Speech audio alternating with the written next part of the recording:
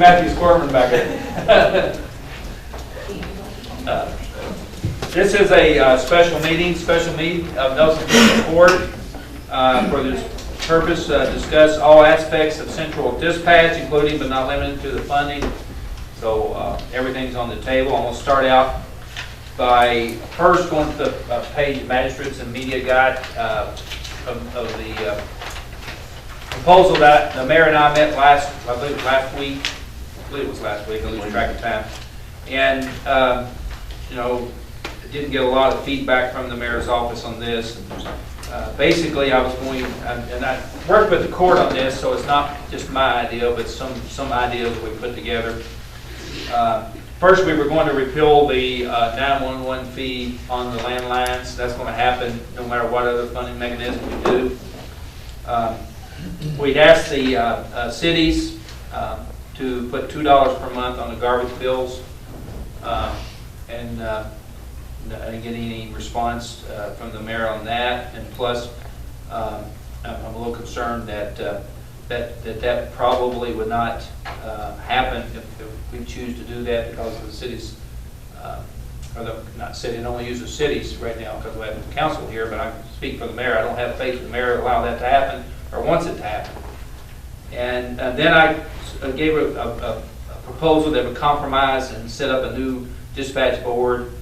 The board, you know, that was a contention with the mayor in previous discussions.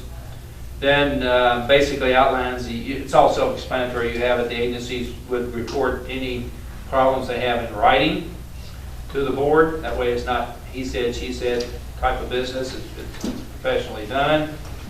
And then all capital costs, expenses not included in the budget would have to be approved by the city and county together. Then another response that I heard from the law enforcement, I hear law enforcement can't get their calls all out everywhere in the county.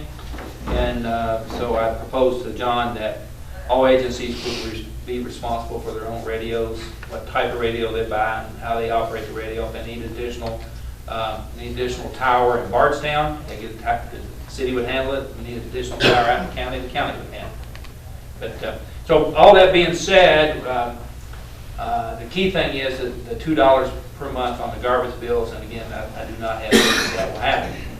That being said, I have another proposal I'll go over in just a minute. Is this what you presented to the mayor? That's what I presented to the mayor. Generally, take that platform and just re-adopt our interlocal agreement, make those amendments.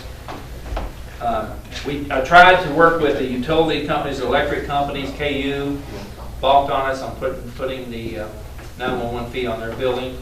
Of course, the city would have had to agree to do the same. The couple of water companies did not want to put it on their water bills. The garbage bills, as I said, I didn't have much faith that the city would, or the mayor would do that and make everybody be a part of the team. And then, so I've got a proposal today that would place $24 a year or $2 a month on the tax bills. That's why I invited Barbara to be here, and she's done this for the fire departments already over the last few years, and I think it's the only proposal I see that we can assure that the money would be directed in the right spot and used only for that purpose. I've asked Debbie Carter to be here today. The sheriff's coming over a little bit later after he has a re-canvass over at the clerk's office. Feel free to be here. I'm going to ask you guys to speak as to why should Nelson County keep their own dispatch center versus going to the Kentucky State Police? Because this was the topic of a conversation we had about a year ago, 8 months ago, and we've known all along it would probably be cheaper to go to Kentucky State Police, just generally speaking, based on what other counties have experienced. But is that the best interest for our county? Is that the best way to do dispatching for our county? And that's what this meeting is all about, along with the funding mechanism that can make it. If we're going to keep it, we're going to have to fund it in some form or fashion. Now, Debbie, if you would mind Sure. telling us why, because we were talking yesterday, Debbie and I, so you're kind of like the fox in the hen house. You've got you've got your version. Right, and you know, And you're not from Bardstown either. no, sir, I came from Louisville, that's where my career started, and then I actually live in Bullitt County. But this was always, honestly, this has kind of been a dream job for me since I got here. So I started out in a small center, you know, back in 1985. You know, Louisville wasn't a big town then either, and everybody was split. You had city dispatch on one side, county dispatch on the other side, and they even had 911 was a separate agency for the city.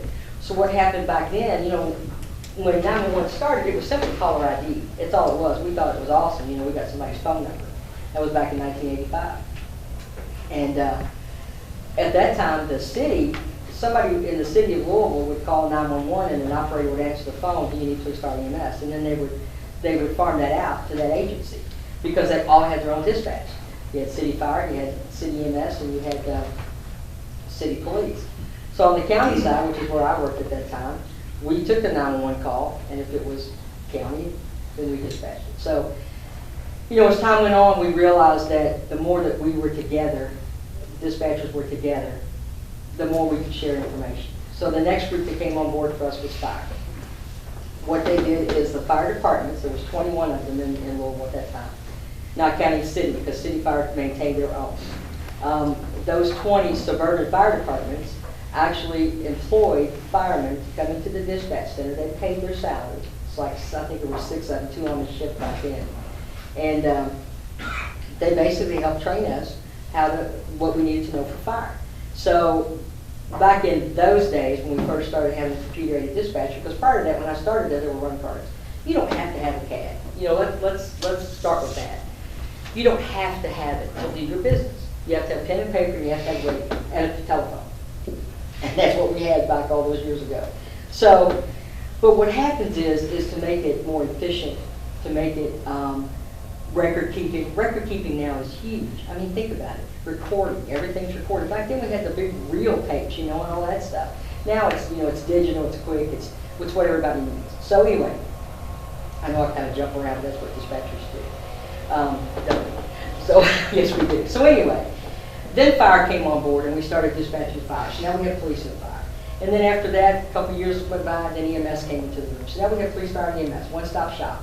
You call from the county, you get police, fire, and EMS, we dispatch it, which is what we do here in Nelson County, which is much more efficient. You only have one building, you only have one radio system to maintain instead of 3. You have one phone system instead of 3. And all your record keeping is together. You can ask law enforcement especially. If they can share records with police and sheriff, we would really like to have the jail on the same module, to be honest with you, because sometimes things get missed. If all that's in one database and you go in there and you do a name search, which is what we're doing now with the new CAD. And just so you all know, it started this morning at 8 o'clock. So, you know, I'm a little antsy here. I want to get back over there. But if you have one database and you need to share information, that's what law enforcement does now. That's why you have Lincoln NCIC. That's why you have people that you can run a criminal history, and we can tell you every state, every country even, where people have been arrested or what they're wanted for. Look at the terrorists, all that. That's all the equipment that we have. And it's expensive. I'm not going to lie to you. Anything technology related is expensive, and it's always going to be expensive. As far as the differences between KSP and what we do, you know, I'm not ever going to second guess another dispatch center nor a dispatcher. I think that the Kentucky State Police dispatchers are just as good as our dispatchers. I don't think they're any better, but I think they're just as good. The system they currently use, which is Interact CAD, it's a lesser version than what's out there now. I can speak some to Interact CAD, to our relationship with them, but I can't go into great detail because at the end of our contract, I agreed to sign a non-disclosure agreement. Matthew Height's aware of that. As a county attorney, he was very instrumental in helping us to recover our grant monies, which is what that was. So though I can give you some information, I'm not going to go against the agreement that I signed. So what happened with Interact CAD, just kind of in a nutshell, and some things that I will speak about because people like Jen and Randy may have been at some of the board meetings, so it was discussed. There were certain things within this CAD. This particular CAD was brand new, okay? And Jeff Lear is very familiar with this as well. It went from a server-based system to a cloud-based system. And the reason why we wanted to do that is because we wanted to be on the cutting edge. Got me nowhere. Big mistake. One of the biggest mistakes I've made because of Next Generation 911. What Next Generation 911 talks about is the ability for dispatch centers to accept or receive text and video. Look at the news every day. And look at, active shooter is a really good example of why we want to be able to receive text. If you've got somebody in a situation that's an active shooter, they may not be able to talk on the phone, but if they can text, listen, we're in trouble, this is where we are, we need help, and they can send that to us via the internet, it's awesome. I mean, think about that. So I went to the board and I said, hey, I'm telling you guys this is the way to go, and I think this is going to work. Well, I was wrong. And what I was wrong in is that at this particular time, this particular CAD didn't have all the bugs working. Much like I can kind of compare it to buying a new model of a vehicle. Most people wait till the second or third year so you get those bugs out. And if I hadn't been, well, it doesn't matter. I think I made a mistake there. But anyway, so it didn't do all the functions that we needed. And the biggest reason, contrary to popular belief, was not EMS. It was the timeline. I had already asked for an extension on our GO re-audit. And what that is our CMRS funds, okay? We failed our first audit. We failed it miserably. And we would always fail it with Spill and CAD. Spill and CAD is not an antiquated CAD. That is incorrect. That comment's been made. Spill and CAD does not recognize address points. It only recognizes address ranges. They do not have a 911 interface for that. And that's why we haven't paid a maintenance agreement with them for 2 years, because I knew I wasn't going to spend money there when I have to be able to plot an address point on the map. Okay, that's what I'm required to do. That's so we can continue to get our $172,000 a year. Debbie, let's focus now on Kentucky State Police and their system versus the system that we purchased. Judge, all I can say to you is that the Interact system that KSP is on is a lesser version than what's out there. I think it's like at 10.3, and they're on like 5.6. So what that means is there are a lot of versions that they should update to, or they could update to. At least that's the information that I think I know. The differences in the CAD, I can't tell you what things are included in their CAD, but I can tell you what things are included in the new CAD that are good for police, fire, and EMS, for everybody. And that's Let's hear it. Yes, okay. So what we have here now with this new computer-aided dispatch, a text message we can send, and we will be sending. We've already set it up. Milt Spalding, he's a dispatcher with me, and he's on the build team. There's 3 of us on the build team that put all this information to the new CAD. A text message can be sent to responders' cell phone when they're dispatched on a call. The cost is included. There's no third-party vendor there. I believe Interact has to have a third-party vendor. What that means is PageGate, I'm responding, Active 911. That's just another vendor that you have to pay money to get this feature. This one is included in this CAD. We've never had that before. In the software? In the software, yes, sir. Rip and run reports are included. And what that is, primarily fire departments for years have used rip and run. So what that is once the run is completed, which is what we do now with spilling, when a fire department completes a run, we take that and we print it out of CAD, and then we either fax it to them or we email it to them. What this does is it takes that whole step out. It's also an included feature. So when we hit complete, that run's done, it automatically emails the run information, which is run times, report number, the location, to fire. And what we're doing now, because police and sheriff don't have the RMS feature, they're going to receive the rip and run reports as well. So at least they'll have a record of all the runs that they've made. Each morning at 7 a.m., Sheriff Mattingly, Deputy Chief Pinarella, Chief Mattingly, or Captain Mattingly with the city, and Lieutenant Gillock will all receive a report on each of their units' activities for the previous day. We've never had that before. They want to know what their people are doing, and we'll send that to them automatically. The media report, just so you guys know, I will say it now, instead of having 4 and 5 media reports sent to you, we're going to send 1, and you'll get that at 6 o'clock in the day, and they'll have everything with the exception of EMS. We have taken them out. I don't want to take any chance on any kind of information going out that doesn't need to be. So we're doing that. The other thing that this particular software has that I had never seen before is they have their own backup component. They bought a company called Bullberry several years ago, and that was a mapping company.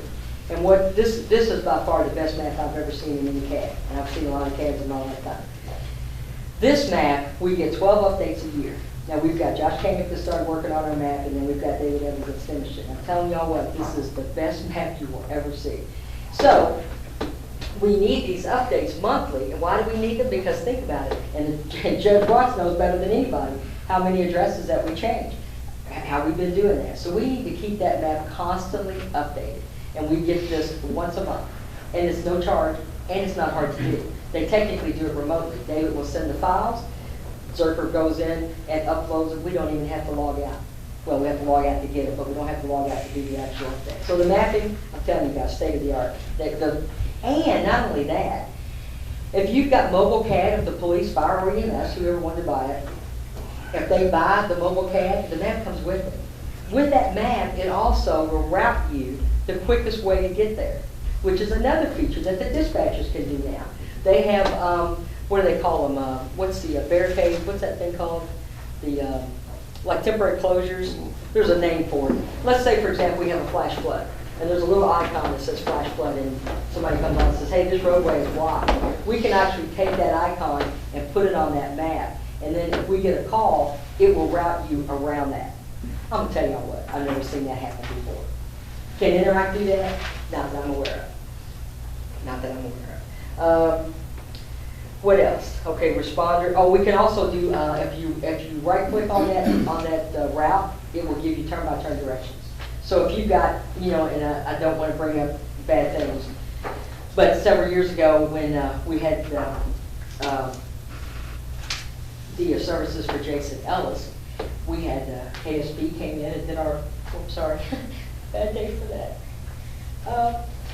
Anyway. So let's go on. Jeff, you were involved in some of the selection process for the software package, right? Yeah, you know, just to preface this, I don't know anything about dispatching software, but you know, I know quite a bit about computer architecture and network design. And people from Zucker were very helpful. They got on conference calls with some people, talked to some of their engineers. I'm very impressed with the design of it. It's on an extremely stable operating system. Just the basic components of the network design are you know, what a good engineer would do. And that's kind of your background, I think? Well, I hope so. And they were very helpful to me. The engineer that they had me speak with was you know, extremely knowledgeable. She answered all the questions that I had. You could tell she wasn't reading because the questions that I asked weren't basic. I really like the design. It's fault tolerant. It's easily upgradable. It's like I said, a very stable operating system, and I think it would be a lot stabler design than a cloud-based solution, just because you don't rely on network connectivity. We'll call on Joe. Joe, why would you, as an EMS director, prefer that your dispatchers stay locally versus going with Kentucky State Police? Well, I think I'd have to start at the beginning. You know, I've been involved in this for now 40 years with the county. I go back to when the fire departments had multiple phones in their house. They notified their volunteers by a siren at their station in 74, 75. We I can't remember that now. We came on board in 76 with federal mandated EMS in counties where the funeral directors were doing it, and started with the communication issue at that time. Most of the time then, it was only law enforcement that had real communications. So we started really 76 when we started looking at communications for fire and EMS and other agencies and started building that process. City of Bardstown was the only technical dispatch center for the county, and did mostly the law enforcement, was the county police agency then and the sheriff's. So as things evolved, we started looking at how we could better communicate and notify the people, the first responders that were doing the job. And I took it upon myself at that time, 75, 76, to start looking at what was available, and economically, we started with small stuff from then on. In 1983, when we started EMS business as a private service, Boston Fire Department approached us about trying to do some dispatching for them. And so we met within radio communications and went into a little bit of debt, put up a small tower, and thus started fire dispatching out of our private entity. As other fire departments found out that was working better than the phone, 6-7 phone, somebody has to set aside the house phone all the time. We brought all those other rural fire departments into it. As things evolved, it became more technical, new equipment, new technology, and it led up to two acting dispatch centers in the county.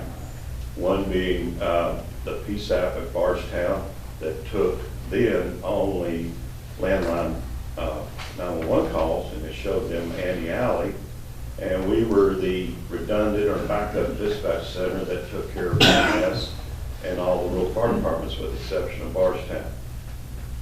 Those calls, the dispatcher at Bardstown would have to take that call and take the information and hit a button and transfer that call to the dispatcher at EMS. There was a time delay there, but that was better than what we had before. Then if it was for fire and EMS or both, and we took it from there. Under Mike Abel's, when he was judge, there was some discrepancies and disagreements. So we found ourselves doing all the county law, fire and EMS out of our station, and Bardstown was doing city and the city fire department, and still taking the 911 call. That lasted for about a year. Judge Watts was elected, and they had some more discussions on those things. We're able to put the law enforcement back together because that's what the law enforcement wanted. We did not have a link in CIC, so we were having to ask state police on every license check that the deputies would do, and it was a time delay. So it worked better, you know, it's the right thing to do, put law enforcement back. Then in 2005, 2006, they're spending money on the city side, we're spending money on the county side. A lot of it is redundant expenditures. Can we do this better as one dispatch center? We spent about 18 months studying that, and finally came to the conclusion that we could combine ourselves and do this under one roof as one entity and save money overall. And I would venture to say today, even though that the technology, the requirements of dispatch is there, we're still saving money over two independent dispatch centers. Why is it better that we do this in-house? One simple thing. You can, I'll step back.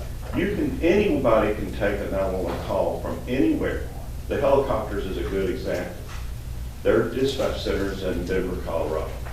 So anybody can call for a helicopter and a helicopter will be dispatched. Anybody can call for an ambulance from anywhere and an ambulance will be dispatched. But that's about 30% of what the dispatchers do. I was a dispatcher, I know what that is.